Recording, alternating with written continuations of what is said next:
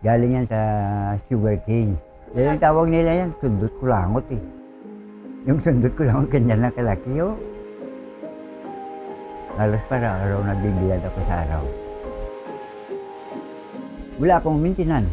Isikito mo di yung paglalako mo sa araw. Pero kung titigilan ko, humina ako. Nagdarasan ako para lang makasya yung katawan ko. Kung hindi ako masipag, wala eh. Lut!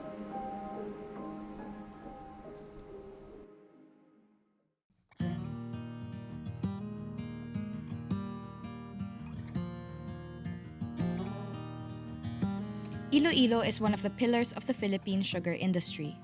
For generations, farmers here boiled sugarcane by hand to produce syrup long before modern refineries arrived. That syrup is called pulot, a thick, sticky, sweet syrup made with muscovado sugar and coconut milk. Across the Philippines, sweets similar to pulot exist: tagapulot in Ilocos, sinukman in parts of Luzon, and kalamay in Mindanao and the Visayas. Some even compare pulot to Baguio's sundot kulangot because both are thick, sticky sugar syrups that you can scoop with your fingers. But pulot remains uniquely Ilonggo. Rich, creamy, and full of the island's history. Pulot survives even in the age of modern sugar mills because of people like Tatay Rodolfo, 76, who has been making and selling it for over 50 years. We found out about him when his story went viral on social media, but we knew there was more to his story. For him, pulot isn't just a sweet delicacy that put his kids through college, but rather a piece of Ilonggo heritage he refuses to let disappear.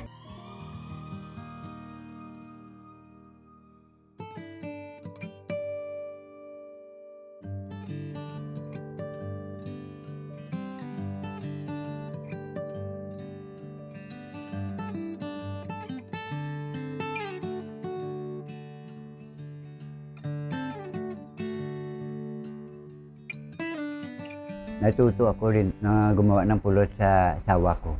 Tinitingnan ko lang yung gawain nila kung paano gumawa. Tapos natuto ako mag-isa. Nag-i-interest ako dahil ayaw ko ng may amo. Gusto ko yung sarili kong sikap. Una ka lang, makakasalamay.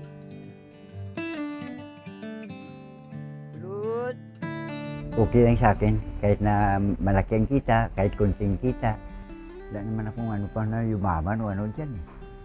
Basta makakain lang sa 3 bisis o sobra pa.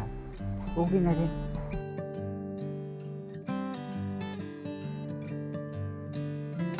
Yung binata pa ko, nagtatrabaho ako sa Manila, sa Bungia, Makati.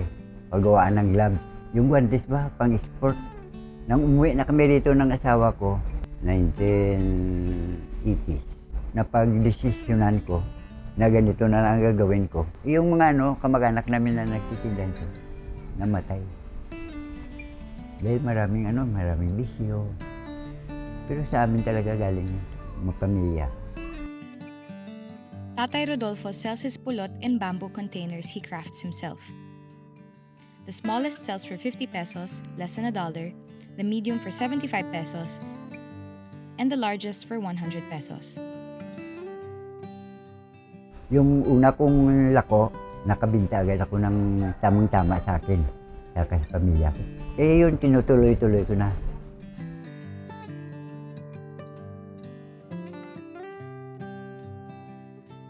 Maraming naghahanap dito, pumupunta sa bahay. Nagpa-research kung paano magluto. Yun ang ginagawa ng mga estudyante, mga UP. Karaniwang bumibili nito, mga turista. Yung mga galing Boracay, yung bagong dating, pag bumili, ano ba yan? Pulot. Kukuha sila ng isa para tikman. Pag tikim nila, bili sila ulit. Pag alis nila ng tapos kain, bumibili. Hanggang sa nakilala na nila.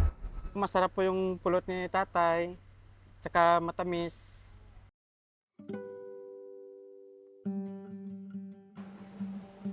Tatay Rodolfo shows us how he makes pulot, slow cooking the syrup for over 3 hours. Ginagawa namin yan, galing yan sa sugarcane. na mas kubado.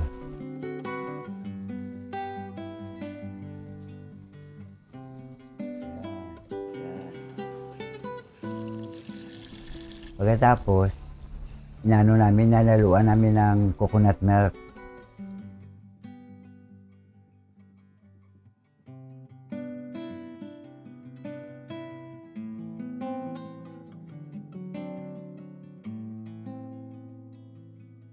Pagkatapos yung maskubado at saka coconut milk, yan sa kawali. Isama silang dalawang coconut milk at saka yung sugarcane na maskubado.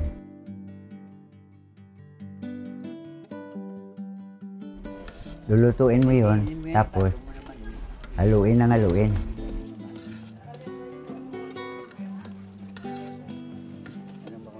Hi po.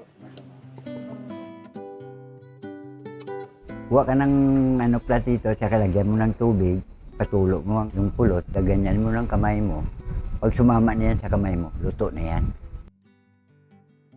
Kunin mo na yung niluluto mo, at saka ilipat sa lalagyan.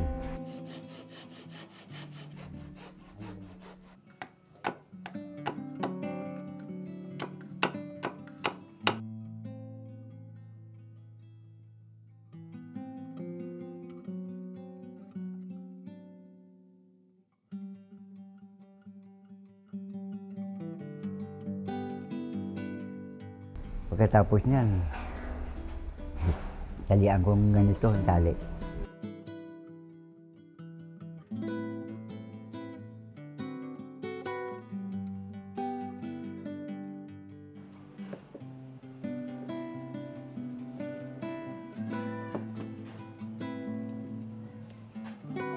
Dahil ang tawag nila yan, sundot kulangot eh.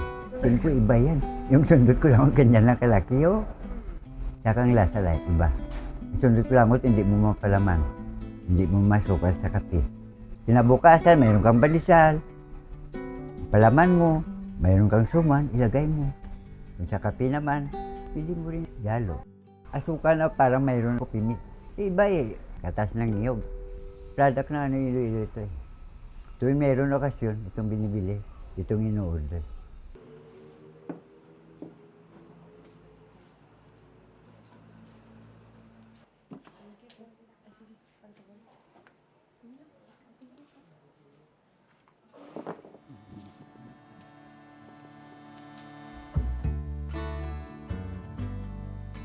Beyond making pulot, Tatay Rodolfo sells it himself, walking several kilometers from his home through the nearby neighborhoods and all the way to Villa Baybay Beach, where he spends the most time and where many of his regular customers await him. Halos para araw nagbibilad ako sa araw.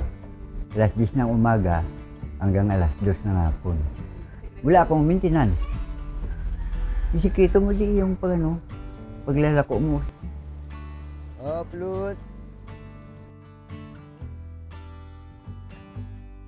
Sa araw, ang araw isa na makano ng katawan mo. Pero kung titigilan ko, hindi na ako. Nagdarasal na ako para lumakas yung katawan ko. Upload!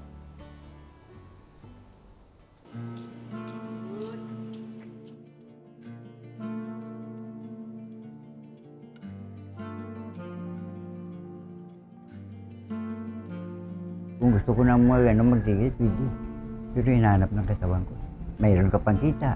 Pag dating mo rito sa bahay, may bibili ka ng ulam. Kahit pa paano makabili ng yung pangangailangan namin. May pangbaon ng bata. Ang isa po, yung graduate sa Marine. Ang isa naman na babae ko, yung namatay. Yung HRM.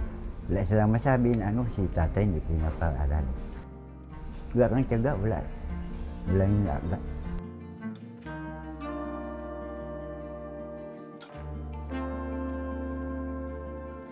Mayroong bumibili sa akin na suki ko.